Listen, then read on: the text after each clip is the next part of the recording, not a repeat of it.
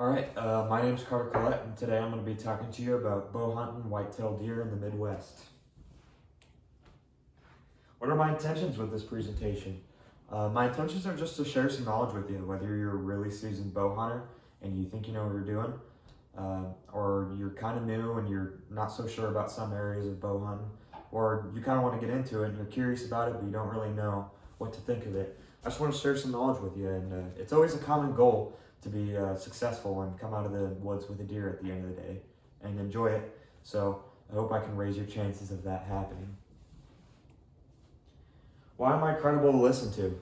I think I'm credible to listen to because I've been successful in the past, and I've learned from a lot of my mistakes that I've made in the woods, and I have a lot of sources to back up a lot of the claims I'm using, so you know it's just not coming from just me and I'm not making anything up, or at least people agree with me. Fun fact, did you know the white-tailed deer has the fastest growing bone in the animal kingdom, and that's their antlers? My big points in this speech are going to be finding places to hunt, understanding your equipment, what time of day to hunt, taking your shot, and God's creation, and where that comes to play. Where to hunt? Public land. I'd say public land. A good thing to do would just do a Google search, public hunting atlas in your state, and figure out what's close, what's not close.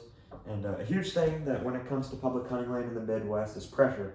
And Emily Kantner on the Meat Eater website writes an article on that and talks about all the pressure that goes on with public hunting and going to the places that aren't pressured and some of the tactics you can use. One of the things she talked about were going to smaller places, smaller public hunting areas, because people don't really think about it. They always want to go to the big public hunting spots. Private land. Don't trespass. You probably think I'm ridiculous for saying it because it's common sense, but sadly with hunters it happens all too often, and people get excited and they trespass on other people's land, and it's just a huge no-no, and it's against the law. So don't even think about doing it. It's not good, and it's not a good habit to have. Ask landowners for permission. Kip Adams writes an article on National Deer Association website, and he talks about a lot of his tactics he's using, and he talks about things like being polite and using your manners, saying things like sir and ma'am and please and thank you, just simple things like that. One of the interesting things that I thought he talked about was bringing a kid with you and saying the kid is going to hunt, because I think farmers and landowners are a lot more likely to help out a little kid and help them have the experience rather than some 30-year-old guy who might be greedy about it. Equipment. Find a bow. I could have a whole speech on bows and what you're going to use and what you can't use and what you should use. Really, it just comes down to you. And there's an article by Levi Morgan on the Bow Life website, and he talks about some of the things you can do. And I would recommend just going to your bow shop and saying, hey, here's the money I'm looking to spend, and here's what I'm looking to do, and here's where I'm going to hunt, and this is how far I want to shoot. And I'm sure those guys would love to help you out. Pick a pack.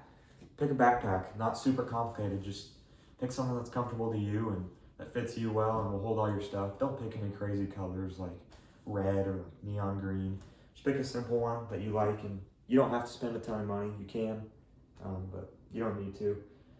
Find your local laws. That's a huge thing. Kind of goes with the trespassing thing. Don't break any laws. Yeah, it's a huge thing. Don't be that guy, and it's really looked down upon with people who break laws while deer hunting, because it's not fair to other deer hunters. So yeah, find your local laws. Hunt from the ground or trees. Bow Hunters United has a article on this.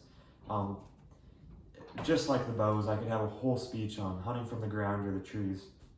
There's a lot that goes to that, but I would say hunting from the trees is a lot more expensive, and there's a lot more that goes into that rather than just sitting on the ground or buying a $100 ground blind.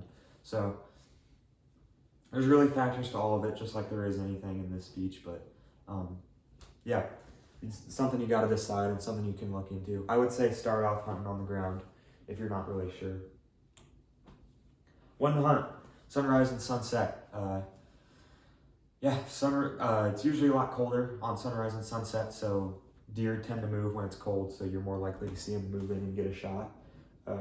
Where's the wind blowing? Deer are like dogs. They smell very well, so don't have the deer Don't have the wind blowing towards the deer, because before you know it, the deer will be in another county and you won't know what happened. So, where are they bedding? Bedding areas are like where they sleep or go to calm down. They're very predictable when they bed. So if you can find where they bed, that's a huge thing. Times to Hunt website has a lot of articles on that. Taking your shot. Anything can happen. Don't expect that deer to come at 20 yards. You can, but if that doesn't happen, don't be surprised.